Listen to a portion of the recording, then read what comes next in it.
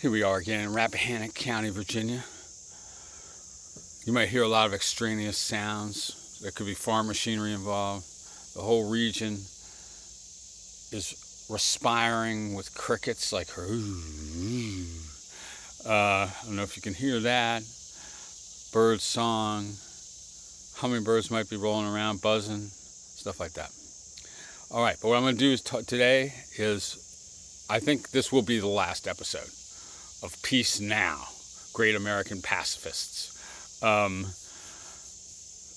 was thinking about a final one on people like Peter Gelderloos who are opposed to nonviolence as a method of resistance or a revolution or something. I think I'm going to keep it positive, though. Since, for one thing, this podcast is a contrast to the previous one about totalitarians of Western philosophy, most of the tradition. All right, let's talk about this book, The Force of Nonviolence by Judith Butler. I've been sort of reading a bunch of later Butler, including fundamental books. I think of them now as fundamental. They're fundamental to this, to the positions of this. Books like Frames of War, When is Life Grievable? These are based on lectures, I think, maybe all of them. You get to be an eminent intellectual, they invite you to give lectures, and then maybe this is where you have your great ideas. And I think she does, man. Or Precarious Life, The Powers of Mourning and Justice. Even the titles there will give you some sense of the basic ethics that she's developing. I think her work on gender, I recorded a video on this a week or two ago, is really fundamental, even if you disagree with it, and amazingly creative. I'm in a way like she doesn't have to do more, and it's surprising that she does. But in the 2000s, she has developed a whole ethics and political philosophy, very profound, I say. And connected in various ways to the feminist theory and the gender theory. And she still returns to the gender theory in books and articles and lectures. But I guess this has sort of convinced me that Judith Butler is as important as any living intellectual figure. To be that fundamental in gender theory and all wild implications of what she does there. And also with this beautiful and profound and fundamentally original, I think, ethics. And she doesn't necessarily claim originality for it, and she attributes various ideas in it, pretty carefully to various sources. But I'm sort of claiming I find it brings together a bunch of concepts that otherwise I wouldn't have known to do. And it gives a beautiful ethical system that entails or encourages nonviolence, and it's also profound and true, I think, and actually gives a new vocabularies for discussing some important ethical and political matters, practically. Right? So I'm expressing great admiration for Judith Butler and for this book in particular. Although, like I say, it grows organically out of what she's been doing for a while. All right. And like I say, she's developing an ethics. So, I don't know how you think about postmodernism, and she's often sort of reviled as this wild postmodernist who's incomprehensible. This is a beautiful, kind ethics, okay? A very decent, right ethics, although underneath is a lot of theoretical sophistication. I admire that too, okay? So at any rate, I might have a couple criticisms to throw at the end or something, but my mind and my heart is being changed a little bit by Butler, and I'm surprised by this, okay? Right, and so she's so different than someone like Zizek in a way that you might think that they would be allied. They're both very interested in Marx. They're both far leftists. They both love, or maybe they both had criticisms of Occupy, but both on the side of Occupy. But Judith Butler is not a advocate of war communism. Judith Butler is a skeptic about state power and stuff like this. She's still she's on the Foucault side of the postmodern debates. Right? So just in general, in her political orientation, I find her much more simpatico than most leftists of recent decades, who, Alain Badiou or somebody like this, who's just floating toward violent repression as the solution. Right. So one thing, I think I've talked about this several times, Butler rejects the kind of individualistic implications that some people might draw from nonviolence, and she doesn't mention Thoreau, which might even be revealing in itself, but I think she has in mind that tradition, like the I will not participate in this tradition. It's a matter of my conscience. Now, as when I've heard her attack that in many ways. She attacks individualism all the time, like a lot of leftists, really, and because she associates it with capitalism, reactionary liberalism, blah blah blah blah blah. So she's very concerned when she advocates nonviolence not to be associated with that kind of individualism. At first, I just thought, like, wow, this is just like sort of Marxist knee-jerk or whatever, like, look, individuals are real too, man, and collectives are made up of them, and collectives create individuals, and like it's a mutually, it's mutual creation. All right. But that doesn't mean individuals aren't real and shit like this. And that doesn't mean individual conscience doesn't count. And that doesn't mean that you should kill someone because they told you to and shit like this. Okay. So I think individuals are important and stuff. But there's a lot to say, okay? Like, individuals aren't like the independently existing atoms or something like this. But individual conscience, that can be the key to social transformation in a lot of situations, okay? Or it could be, or it should be. But anyway, so I don't mean to attack Judith Butler here for her anti-individualism. But at first I was just going like, oh yeah, okay, right. I'm going to get through this part and maybe she'll do something else. Except apologize for being in proximity to individualism through Thoreau. All right.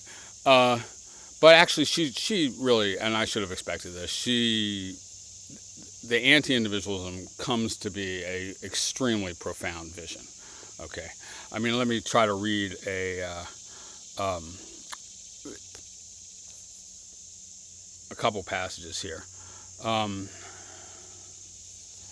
So, nonviolence is often understood to be a moral position, a matter of individual conscience. This is her in her introduction. Or of the reasons given for an individual choice not to engage in a violent way. It may be, however, that the most persuasive reasons for the practice of nonviolence directly imply a critique of individualism. She shows this, I think, and surprised me a little bit, and require that we rethink the social bonds that constitute us as living creatures. It is not simply that an individual abrogates his or her conscience or deeply held principles in acting violently, but that certain ties required for social life, that is, the life of a social creature, are imperiled by violence. And one thing I just want to point out about that is, like, she won bad writing awards. She supposedly clotted postmodern jargon. She does that. That was an amazingly straightforward, direct, clear, ethical statement. Okay, and she backs it up, and beautifully, really.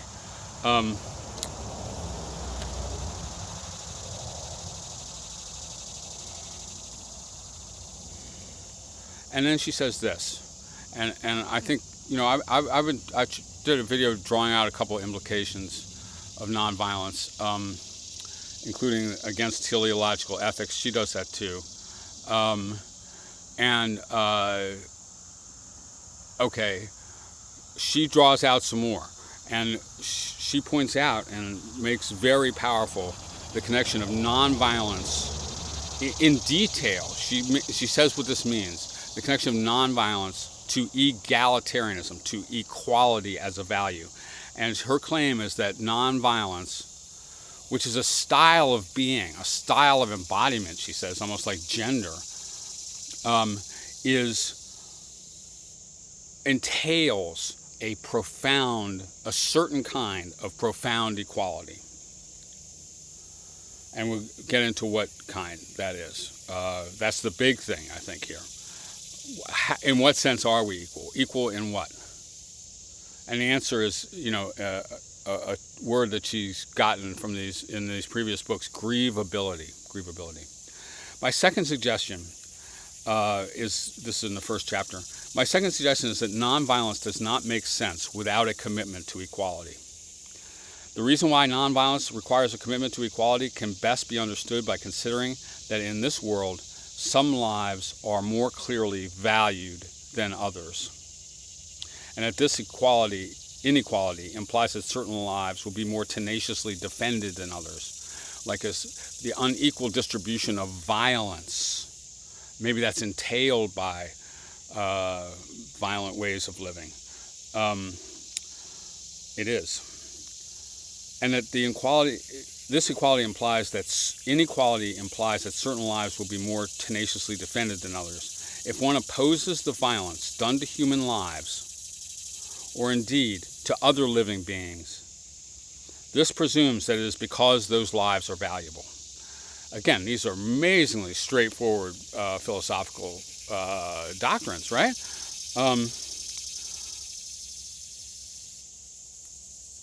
If one opposes violence done to human lives or others, this presumes is because those lives are valuable. They have the same sort of value. Our opposition affirms these lives as valuable. Our opposition to violence against them affirms these lives as valuable. Our opposition affirms those lives as valuable. If they were to be lost as a result of violence, their loss would be registered as a loss only because those lives were affirmed as having a living value. And that, in turn, means we regard those lives as worthy of grief. Grievability. It's a really fascinating idea that she pulls from different places, but I think as it's developed is fundamentally hers, I guess, I think.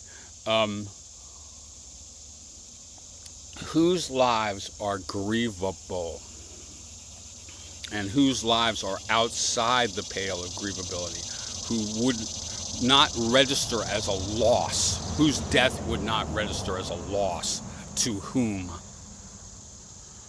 And that's a way of thinking of the whole social situation, or it's a way of conceiving social hierarchies and a place of things like violence and punishment in our societies. Grievability. I think it's a powerful concept, and she develops in all kinds of different directions, okay?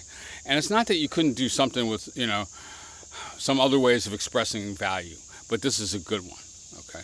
It's a powerful one, and grief is a powerful emotion. For whom can we grieve? Can we grieve for our political opponents? She describes her own position by the end of the book as radical equality of grievability. Let's try human, and then let's try how far we're going to extend this. Lives are equally grievable and so equally valuable. The loss of any of us must register as a loss. And she thinks that comes from nonviolence and also entails nonviolence.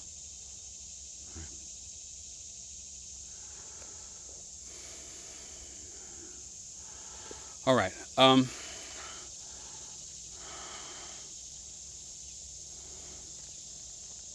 So I'll just hit you with a couple passages about this grievability concept.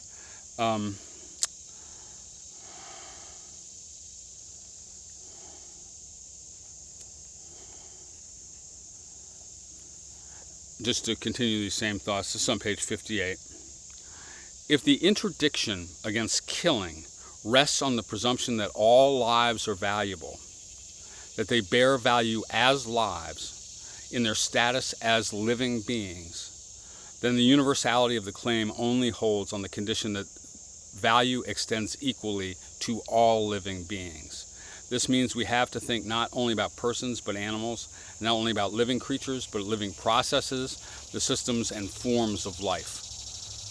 We could, and I mean she doesn't really do this, but we could do some environmental ethics here, grieving the destruction of the planet and violence toward the planet and stuff like this as well. There is a third point. A life has to be grievable.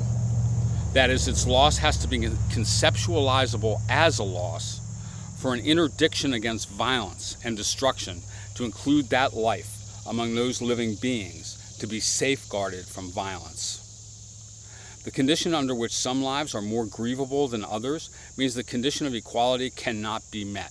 So this is a way of describing hierarchies, and particularly in sort of a psychological mode, as hierarchies of grievability. Counting, how much you count for, can be measured in grievability in a way. The consequence is that a prohibition against killing, for instance, applies only to those whose lives are grievable, but not to those who are considered ungrievable, those who are considered already lost, and thus never fully alive, as they bulldoze homeless encampments in D.C. yesterday. In this way, the differential distribution of grievability has to be addressed if an ethics of nonviolence is to presume and affirm the equal value of lives. Thus, the unequal distribution of grievability might be one framework for understanding the differential production of humans and other creatures within a structure of inequality, or indeed within a structure of violent disavowal. To claim that equality formally extends to all humans is to sidestep the fundamental question of how the human is produced, or rather who is produced as recognizable and valuable as a recognizable and valuable human, and who is not. For equality to make sense as a concept, it must imply such formal extension to all humans. But even then, we make an assumption about who is included within the category of the human, who is partially included or fully included, who is fully alive or partially dead, who would be grieved if they were lost, and who would not be grieved because they are effectively socially dead. For that reason, we cannot take the human as a ground for our analysis. Nor can we take as its foundation the state of nature. The human is an historically variable concept, differentially articulated in the context of inegalitarian forms of social and political power. The field of the human is constituted through basic exclusions, haunted by those figures that do not count in its reality. Now, that is Foucault. That's Derrida. Maybe she attributes even to some of this to Freud and stuff like that. But that's also a remarkable and straightforward ethical insight, I think.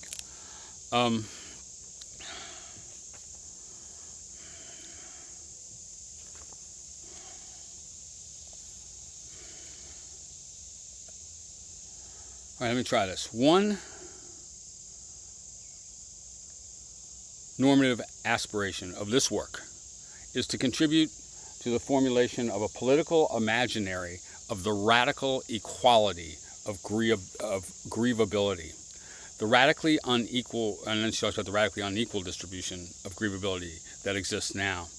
That does not mean there is a center of power that distributes according to a calculus, but it may well mean that a calculation of this sort pervades regimes of power in more or less tacit ways. And though some may think I am calling for everyone to cry in the face of another's death and to ask how we might grieve for those we don't even know, I want to suggest that grieving takes a different form, even an impersonal form, when the loss is not proximate, when it is lost at a distance, or when in fact it is nameless. To say that a life is grievable is to claim that a life, even before it is lost, is or will be worthy of being grieved on the occasion of its loss. The life has a value in relation to mortality. And that's one reason that grievability is such a beautiful way to formulate this. I think so too. Life has value in relation to its mortality. And then she argues very elaborately that violence of all sorts, and I mean, she really presses on what violence means. I'm not really working through that stuff here. Violence of all sorts presupposes that it always carries with it the threat of death. It always, and so it in a way it says like your death is countenanceable, and I could do it right now if I'm assaulting you or something like that. Okay, so you're not fully grievable in some sense. Okay, these are profound ways to think about these situations, and not ones that I had really seen before. If an other's loss would register as a loss, would be marked and mourned, and if the prospect of loss is feared and precautions are thus taken to safeguard that life from harm or destruction, then our very ability to value and safeguard a life depends upon an ongoing sense of its grievability, the conjectured future of a life as an indefinite potential that would be mourned were cut short or lost.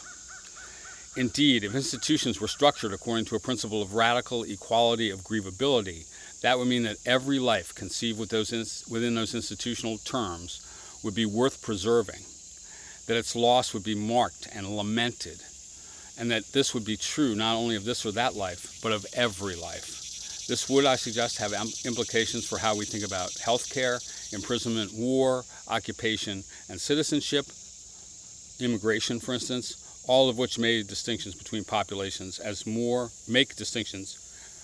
healthcare, imprisonment, war, occupation, citizenship, all of which make distinctions between populations as more or less grievable. And then she really, she tries to work on some of the questions, at least quickly, like fetuses, animals, okay, stuff like this.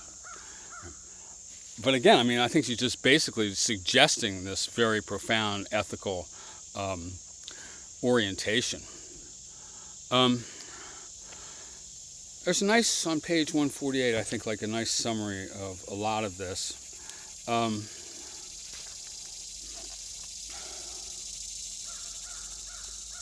To affirm equality is to affirm a cohabitation defined in part by an interdependency that takes the edge off the individual boundaries.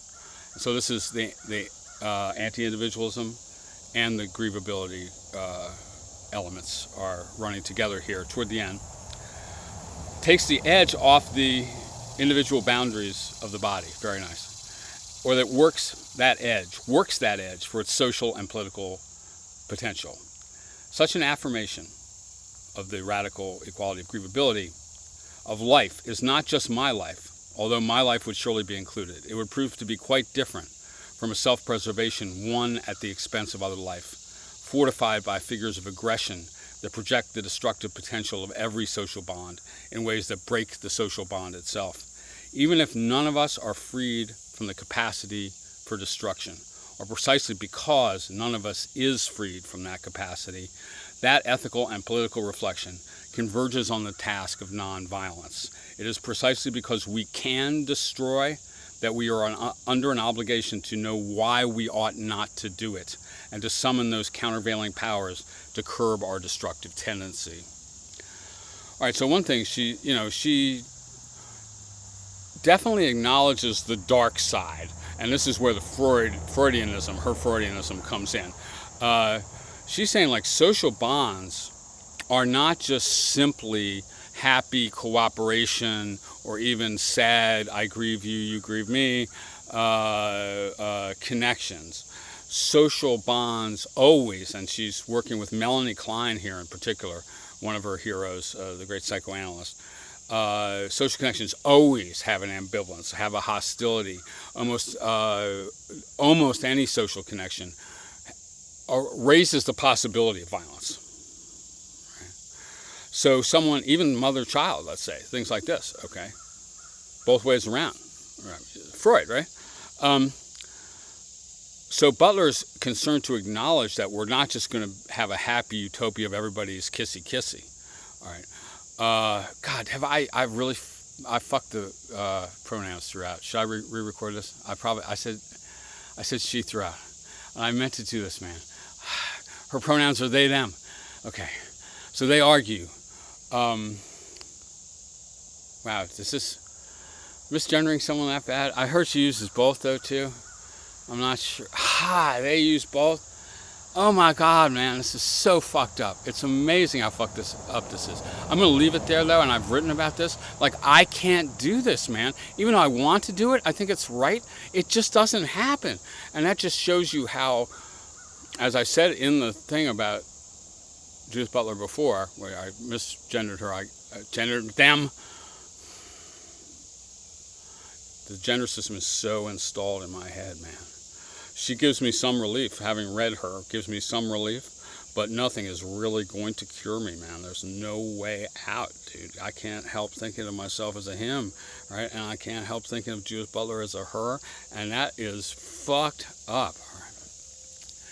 All right, but that's not really what we're talking about right now, gender, but I apologize to her and to you for misgendering her. I'm actually not going to go back and do this because, again, I think this actually illustrates something. All right, so this is a profound, coherent vision of equality, nonviolence, grievability, all these elements running together in really quite a profound ethical system, I think. She's wonderful. I think one of her arguments is just that once you start down the road to violence, first of all, you might frame your violence as just a matter of means ends. Of course, you wouldn't do violence except as a means to get something that was really valuable. And its cost, violence is a cost, and other things being equal, you shouldn't do that, but only to get something that's of much greater value. So violence is an instrument. And Butler argues, first of all, no, it's not really an instrument. It's something you want for its own sake. And once you start, you don't know where it's going to stop. It might continue and continue and continue. Once you do the Holocaust, then the people you did the Holocaust to might do Gaza. Shit like this. Like, it's a runaway value of its own, and the reasons that people are engaged in it are expressed disingenuously. And she makes that argument they make that argument very strongly. Wow. Oh boy. And I think that's very compelling. Now, I mean, if I had, I think that, I do have some complaints about postmodern and continental philosophy, and she realizes some of them, and does so again somewhere in this book. A lot of continental philosophers regard figures they admire as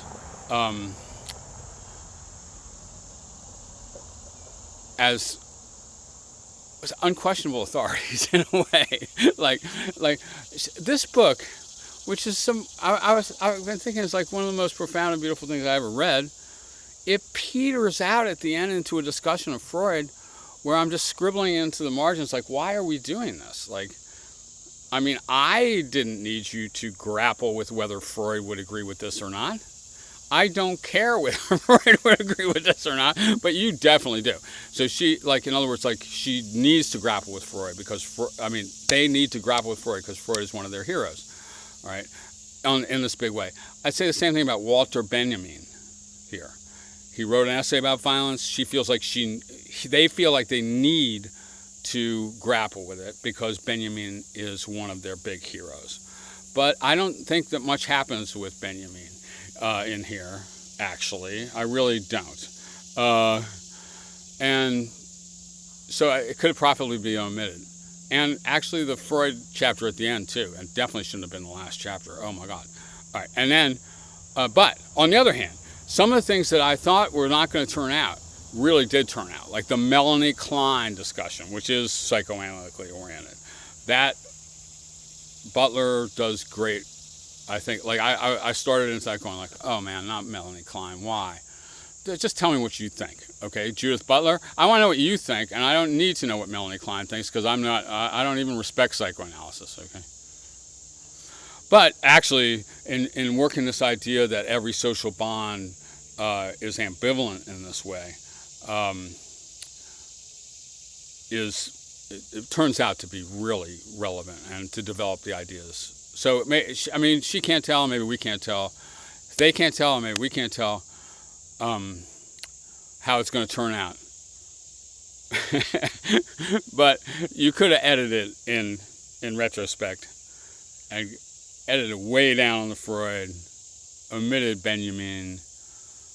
Derrida shows up, maybe it works, maybe it doesn't, kind of. Derrida ends up talking about Benjamin, I guess, or wrote about Benjamin on violence.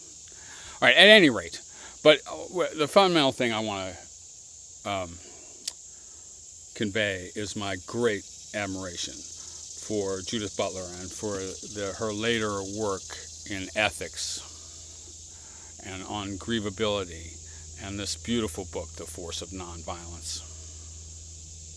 And that's it for the podcast. All right. That was worthwhile, at least for me. I guess this could be a class or it could be a book. I don't know if I'll go that way or not. Maybe not. But it was a fun podcast, even if it didn't get a lot of views. Peace now.